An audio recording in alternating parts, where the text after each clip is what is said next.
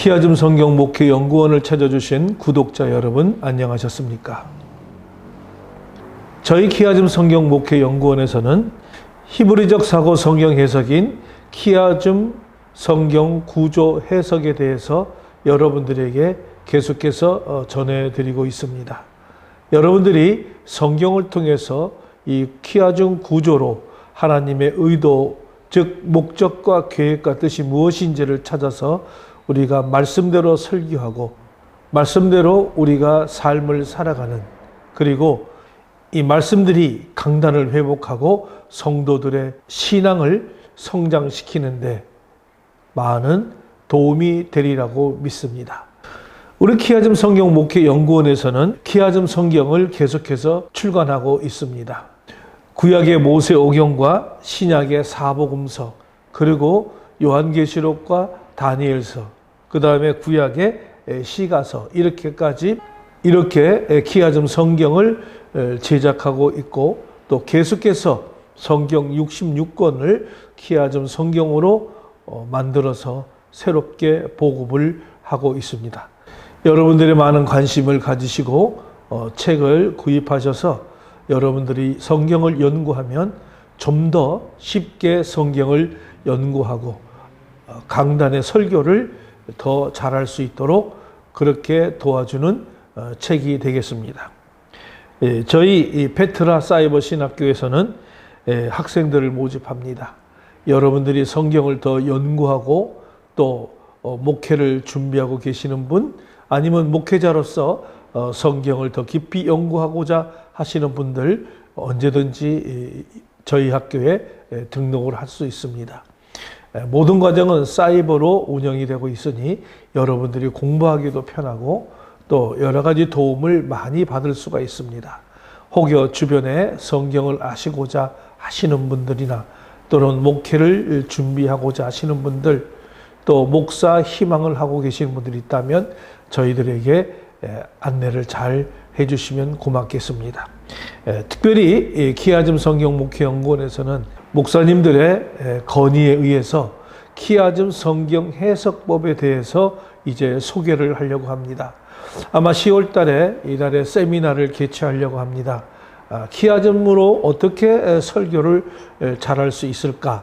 이것이 계속 의문이어서 저에게 문의를 많이 오고 있습니다. 그래서 이번에 키아즘 성경 해석법이라고 하는 책을 다시 출판하게 되고, 그래서 키아즘으로 우리가 성경을 어떻게 설교를 할 것인가, 그래서 한 장의 키아즘 프레임을 가지고 우리가 설교할 수 있도록 저희들이 만들어냈습니다.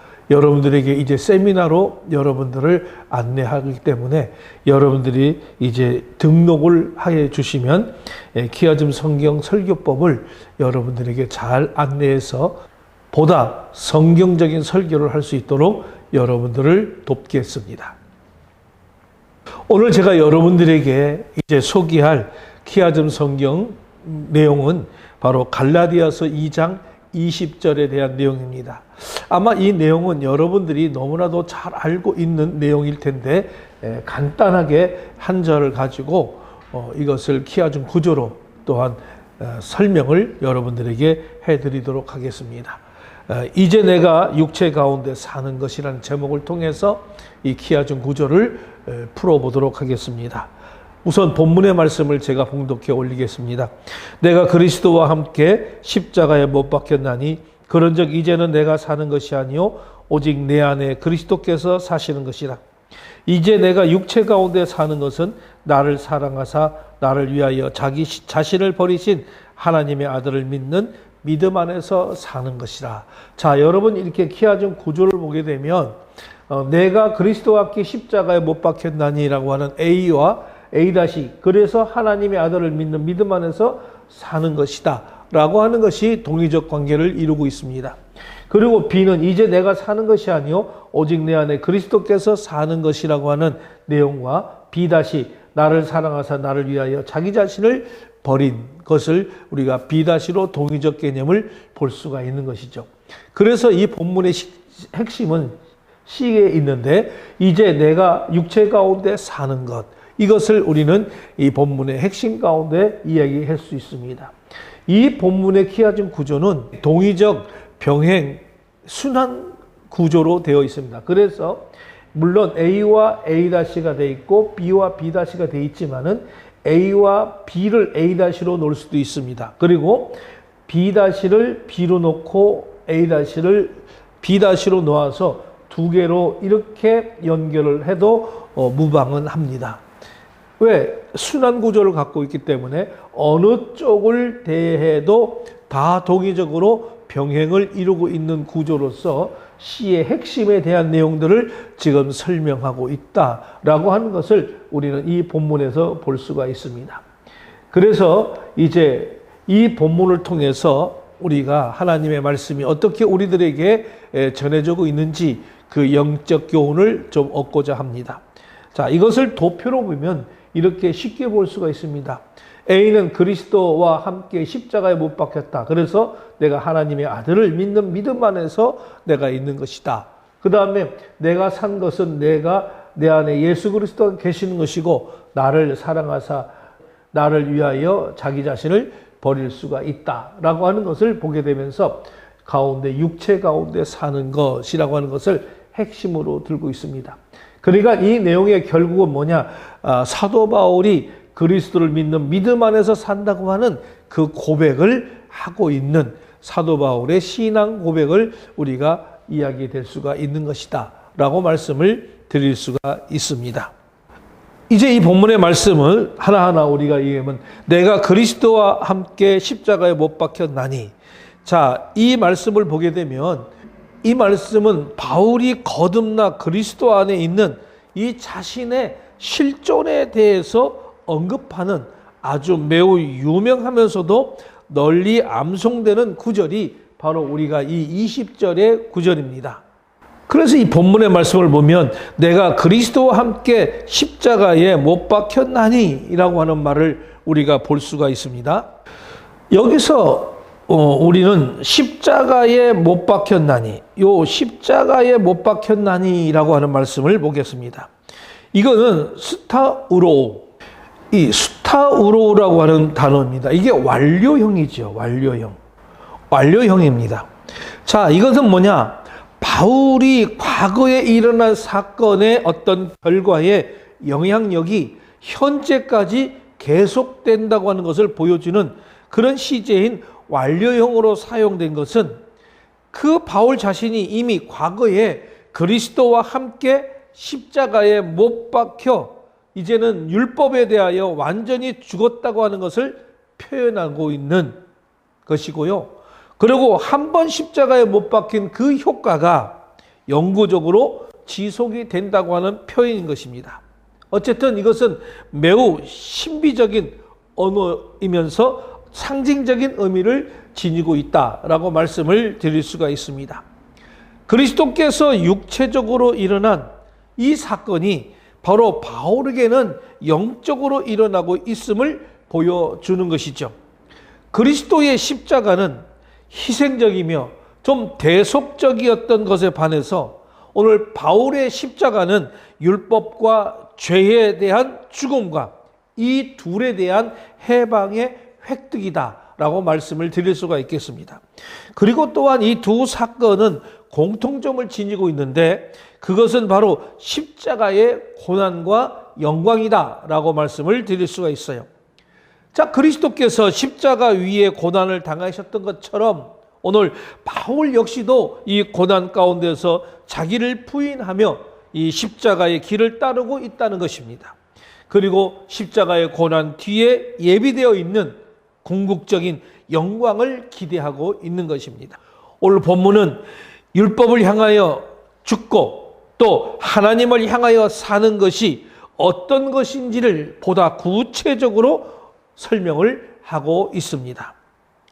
율법에 대하여 죽은 것은 곧 그리스도와 함께 십자가에 못 박히는 것이고 이것은 더 이상 내 자아 또는 내 삶의 주인이 되는 것이 아니라 오직 내 안에 그리스도께서 사신 것, 다시 말하면 그리스도께서 나의 참된 주인이 되는 것입니다. 이것은 바울과 그리스도의 완전한 연합을 의미하는 것이죠. 이런 신비적인 연합은 바울 자신의 완전하고 근본적인 변화를 가져다 주는 것입니다. 그러니까 예수 그리스도와의 완전한 연합이 이루어지면 바로 근본적인 변화가 우리는 일어나게 된다고 하는 그런 사실이 옳습니다. 두 번째, 그런즉 내가 산 것이 아니요 내 안에 예수 그리스도께서 사신 것이다. 이렇게 우리가 두 번째 것을 볼 수가 있어요. 이것을 좀 번역을 하면 이렇습니다.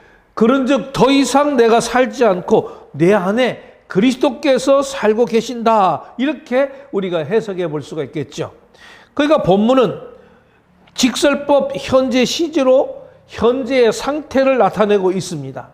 자, 바울이 율법에 대해서 죽지 않았을 때 바로 그리스도를 믿는 믿음 안에 살지 못했던 때에는 자신이 자기의 삶의 주인 노릇을 하였다는 거죠. 자기 의를 추구함으로써 하나님 앞에 인정받고자 하는 그런 인본주의적인 삶을 살았던 것입니다. 그러나 예수 그리스도를 믿어 이제 율법에서 해방된 후에는 자신의 자아는 죽고 그 안에 예수 그리스도께서 사시게 되었다는 것입니다. 다시 말씀드리면 이거는 주님이 그 생애의 주인이 되셨다라고 하는 것입니다. 바로 이것은 바울의 로드십의 인정이다. 바로 주재권의 인정이다라고 말씀을 드릴 수가 있습니다. 우리는 여기에서 내 아내라는 말을 써요. 내 아내. 이 내 아내라는 말은 NMOE라는 뜻이에요. 이 NMOE는 나의 의식 아내라는 의미가 아니라 나의 모든 생애 속에 또는 나의 심령 아내라고 하는 이런 의미입니다.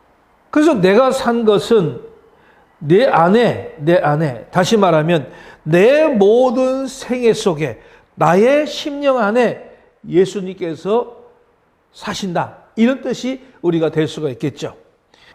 이제 내가 육체 가운데 사는 것은 나를 사랑하사 나를 위하여 자기 자신을 버리신 하나님의 아들을 믿는 그런 믿음 안에서 사는 것이다.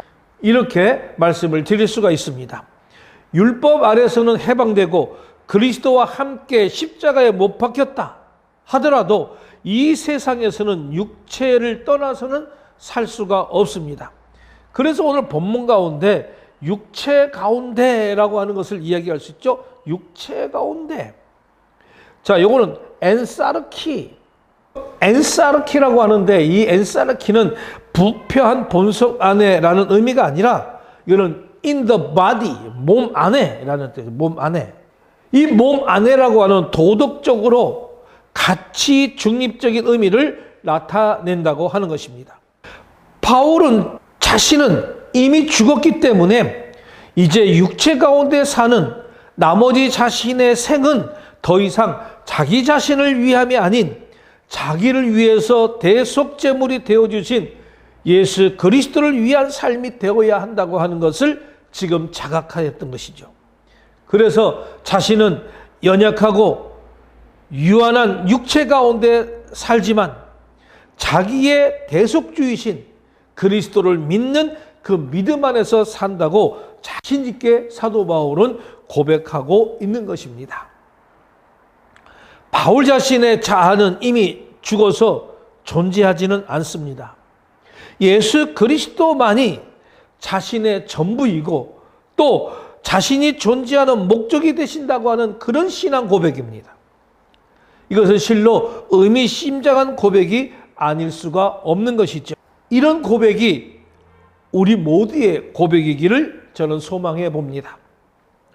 사실 사도 바울이 이와 같은 고백을 한 이유는 율법에 대하여 죽고 하나님에 대하여 산 자신의 그 삶과 율법주의자들의 삶을 대비시킴으로써 이런 율법주의자들의 문제점을 극명하게 드러내 보이기 위함이었다라고 하는 것입니다. 오늘 율법주의자들은 마치 자신들이 세상에서 가장 의로운 자인 것처럼 자기들의 의를 자랑하지만 그들은 사실 그와 같은 자기의 의로 인하여 오히려 하나님의 은혜를 패하는 의롭지 못한 자들이었다는 것입니다. 그들이 율법을 지킬 것을 주장하면서 그 율법을 지킴으로써 그들 자신의 의의를 쌓아가면 쌓아갈수록 그들을 위하여 값없이 베푸신 이 하나님의 한없는 사랑과 은혜는 더욱더 감춰지고 가려지게 될 것입니다. 하지만 율법에 대하여 죽은 사도 바울의 삶은 어떻습니까? 그는 율법을 지킬 수 있는 자아의 존재 자체를 부정하고 있습니다.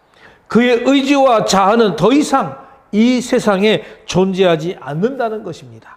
그의 제약된 의지와 자아는 예수 그리스도와 함께 십자가상에 다 사라져 버렸습니다. 그리고 오직 예수 그리스도만이 그의 안에 사시게 되었다는 것이죠. 따라서 그는 더 이상 자신의 의지대로 아무것도 할 수가 없습니다. 선을 행할 수도 또는 의를 행할 수도 없는 것입니다. 만약에 그가 선을 행하고 의를 행했다고 해도 그것은 그가 하는 것이 아니라 그 안에 살아계신 예수 그리스도께서 하신 것입니다. 또한 그가 천국에 이르러 영원한 생명과 복락을 누리게 된다고 해도 그 역시 그의 의와 능력으로 되는 것이 아니라 오직 예수 그리스도께서 이루어 주신 일인 것입니다. 그러니까 한번 보십시오. 이런 사도 바울이 자신의 선행을 자랑할 수가 있겠습니까? 자신의 의를 주장할 수가 있겠습니까? 그럴 수 없는 것입니다.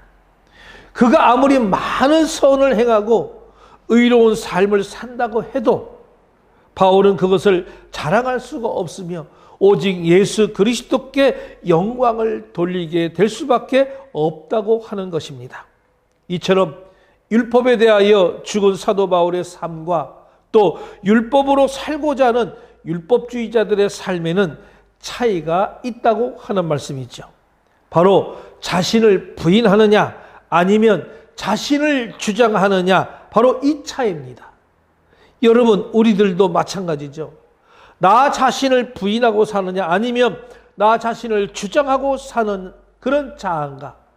우리가 보게 되면 나 자신을 주장하면서 사는 그런 경우들이 너무나 우리가 신앙 삶의 가운데 많이 일어나고 있는 것을 우리는 볼 수가 있어요. 이 차이에 따라서 사도 바울의 삶은 바로 그리스도의 영광을 나타내는 삶이 되지만 율법주의자들의 삶은 그리스도의 영광을 가리는 삶이 되었다라고 하는 것이 옳습니다. 여러분, 어떤 삶을 살기를 원하십니까? 우리 모두가 그리스도의 영광을 나타내는 그런 삶을 살기를 원하신다면 우리 모두는 자신을 부인을 해야 합니다. 그리고 우리의 자신을 십자가에 못 박아 버리고 오직 예수 그리스도의 뜻대로 예수님을 위하여 살아가시기를 바랍니다. 그럴 때 바로 예수 그리스도께서 우리들의 삶을 통하여 크게 영광을 받을 것이며 우리들에게 착하고 충성된 종이라고 하는 칭찬을 안겨주시게 될 것입니다. 우리는 오늘 이 사도 바울의 신앙 고백이 우리 모두의 신앙 고백이기를 주님의 이름으로 부탁을 드립니다.